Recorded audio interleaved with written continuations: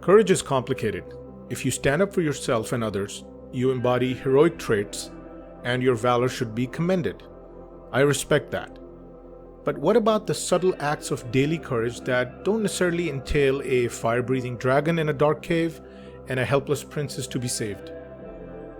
Winston Churchill once said, and I quote, "Courage is what it takes to stand up and speak. Courage is also what it takes to sit down and listen." End quote. Now, the standing up and speaking part, that's classic courage. That's what's portrayed in movies and what the myths are filled with, and these stories survive thousands of years, for it's a rare person who chooses to risk everything, including inviting a tyrant's wrath. The good versus evil, the hero versus the villain. But what about the other type of courage, the sitting down and listening type? What is that all about?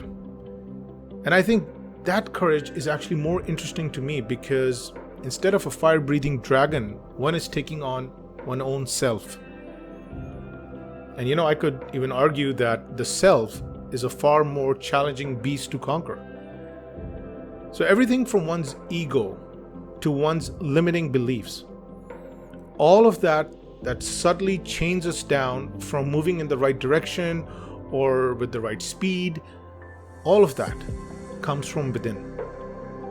In my view, trying to be better is an act of courage, and embarking on a self-improvement journey is very much a hero's journey. For example, we may think we're awesome at singing, managing operations at a factory, cutting hair, building homes, making pizza, teaching kids, or anything else for that matter. And then somehow at some point we're just reminded randomly and abruptly and embarrassingly by a client or a student or a peer that no, perhaps we're not that awesome at whatever we thought we were doing. We thought we were great, but somebody else gets promoted. Someone else makes more money. Someone else wins more business. Someone else gets more success in personal life and professional life. Now, it is in that moment when we need courage to help us absorb the shock to our ego, so we can then humbly and objectively learn what we may be missing or overlooking. Because till we don't do that, we do not kickstart the journey to be better. What do most people do when a situation like this happens? When you get confronted or somebody else outshines us? We get defensive. And sometimes we even get offensive. Fragile egos can do that. So now let's look at another situation. You could also be victimizing yourself with your fears and deeply rooted limiting beliefs. And you seem to never be able to break out of this vicious cycle of despair and negativity. You think you've done everything you possibly could have, but nothing seems to be working. You hate yourself, but you also feel sorry for yourself. It's just a mess. So how do we exit this never-ending cycle of despondency? And I would say the same thing as before. Sit down, humble yourself, listen to feedback, look at everything objectively, all over again. And you do all of this while you hold the emotions at the front gate. You do not allow these emotions to interfere with your thought process once again. Just like you kept your ego in check in the earlier example when, let's say, someone told you your pizza needed more work, similarly in this case, you need to keep negativity in check and have self-compassion for a change. So you stop being your worst enemy for once and end this endless "I'm not good enough" loop. In trying to be better than before, in trying to go on this self-improvement journey, you are really trying to save yourself from a destructive ego or a calcifying limiting belief.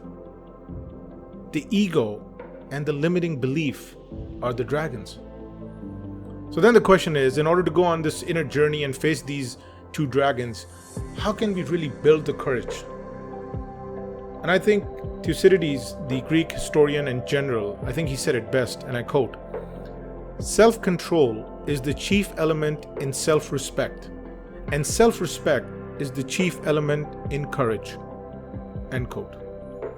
My interpretation of this quote is that courage is made up of both discipline and love.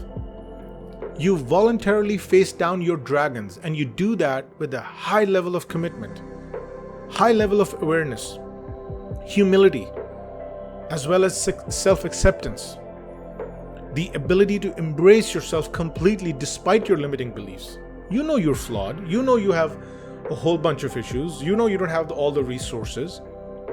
But so what? You accept it. You don't make excuses for it.